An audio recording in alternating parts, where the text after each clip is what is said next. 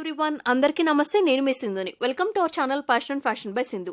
రోజువారీ తినే అన్నం, పప్పు, కూర ఇవన్నీ బోర్ కొట్టేసినప్పుడు ఒక్కసారైనా తప్పకుండా ట్రై చేయాల్సినటువంటి కిచిడి రెసిపీని చాలా హెల్దీ మెథడ్లో ఎలా తయారు చేసుకోవాలో చూపిస్తున్నాను.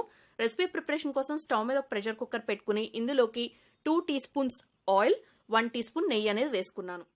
కరిగిన తర్వాత ఇందులోకి కొన్ని జీడిపప్పు పలుకులు అనేవి వేసుకున్నాను. వీటిని కేవలం లో హీట్లోనే మంచి గోల్డెన్ బ్రౌన్ కలర్ వచ్చే వరకు ఫ్రైయింగ్ అనేది చేసుకోవాలి. మీరు కావాలి అనుకుంటే నేతిని స్కిప్ ఆఫ్ చేసేయచ్చండి. బట్ నేతిలో ఫ్రై అయిన జీడిపప్పు టేస్ట్ అనేది తినేటప్పుడు చాలా బాగుంటుంది. తర్వాత ఇందులోకి 1 ఇంచ్ సైజ్ దాల్చిన చెక్క ముక్కలు ఒక 3 వేసుకుని 4 లవంగాలు వేసుకుని ఒక 2 యాలకులు కూడా వేసుకోండి. నేను చెప్పే ఇంగ్రీడియంట్స్ అన్నీ కూడా కేవలం లో హీట్లోనే ప్రిపేర్ చేసుకోవచ్చు. ఈ రెసిపీ ప్రిపేర్ చేయడానికి మనకి ఎక్కువ టైం అవసరం పట్టదు. ఎట్ ద సేమ్ టైం చాలా ఫాస్ట్గా చాలా హెల్దీగా కూడా ప్రిపేర్ చేసేసుకోవచ్చు. ఇప్పుడు ఇందులోకి 2 బిర్యానీ ఆకులు వేసి ఇంగ్రీడియంట్స్ అన్నీ ఫ్రై అయిపోయిన తర్వాత 3 పచ్చిమిర్చిని వీడియో క్లిప్లో చూపిస్తున్నట్టు ఇలా పొడుగ్గా కట్ చేసుకుని వేసుకోవాలి. తర్వాత కొన్ని కరివేపాకులు కూడా వేసుకోవాలి. ఇంగ్రీడియంట్స్ అన్ని లో హీట్లో ఫ్రైయింగ్ అయిపోయిన తర్వాత ఒక మీడియం సైజ్ ఉల్లిపాయని రఫ్గా పీసెస్ లాగా కట్ చేసుకున్నది వేసుకోవాలి. నేను ఈ రెసిపీని 3 మెంబర్స్కి సరిపడా క్వాంటిటీకి ప్రిపేర్ చేస్తున్నానండి.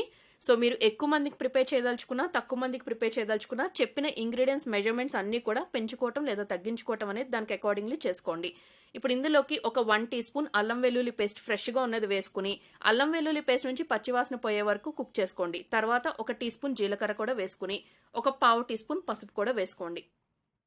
పసుపు కూడా ఫ్రై అయిపోయిన తర్వాత ఇందులోకి ఒక మీడియం సైజ్ ఉన్న క్యారెట్ని పైన చెక్కు మొత్తం రిమూవ్ చేసేసి వీడియో క్లిప్లో చూపిస్తున్నట్టు ఇలా రఫ్గా పీసెస్ లాగా కట్ చేసుకున్నది వేసుకున్నాను.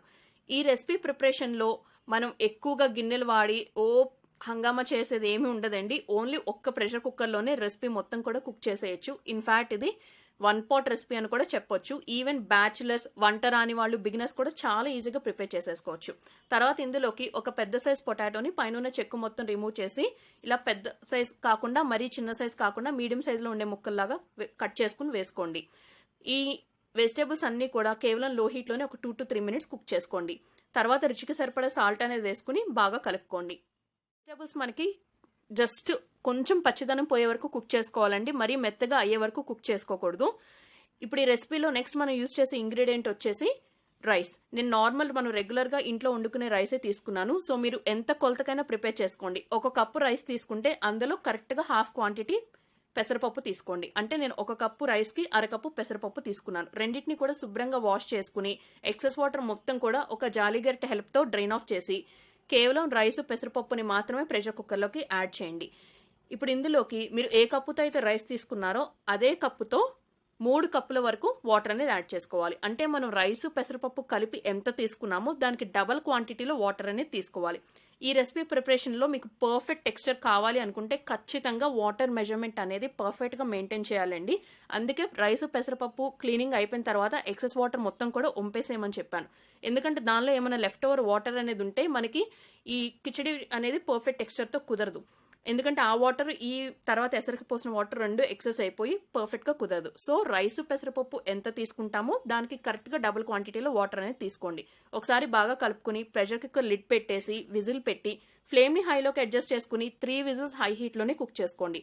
వన్స్ ప్రెషర్ మొత్తం రిలీజ్ అయిపోయిన తర్వాత ఓపెన్ చేసి చూస్తే మనకి కిచిడి అనేది చాలా పర్ఫెక్ట్గా కుక్ అయిపోయి ఉంటుంది. సో చాలా చాలా బాగుంటుంది. సో ఇలా కుక్ అయిపోయిన కిచిడిని అడుగు నుంచి ఒకసారి నిదానంగా టాసింగ్ లాగా చేయండి. మరీ ఎక్కువ ప్రెషర్ ఇచ్చి చేసేసినట్టయితే పెసరపప్పు అనేది స్మాష్ అయిపోయి తినేటప్పుడు అంత రుచికరంగా ఉండదు. సో చాలా నిదానంగా జస్ట్ ఒకసారి కలుపుకోండి అడుగు నుంచి పైకి. సో చాలా బాగుంటుంది, చాలా హెల్దీ. చిన్నపిల్లలకి కూడా ఏ మాత్రం డౌట్ లేకుండా మీరు పెట్టేయచ్చు. తప్పకుండా ట్రై చేయండి. ఫీడ్బ్యాక్ని కమెంట్ సెక్షన్లో షేర్ చేసుకోండి. రెసిపీ నచ్చితే ఫ్రెండ్స్ అండ్ రిలేటివ్స్కి కూడా ఈ వీడియో లింక్ ఫార్వర్డ్ చేయండి. మరిన్ని interesting recipes and informative videos తెలుసుకోవడం కోసం తప్పకుండా మన ఛానల్ని సబ్స్క్రైబ్ చేసుకుని పక్కనే ఉన్న బెల్ ఐకాన్ యాక్టివేట్ చేసుకుని ఆల్ అనే ఆప్షన్ కూడా సెలెక్ట్ చేసుకోండి. మరొక ఇంట్రెస్టింగ్ రెసిపీతో రేపు మళ్ళీ కలుసుకుందాం. Thank you all very much for watching my video.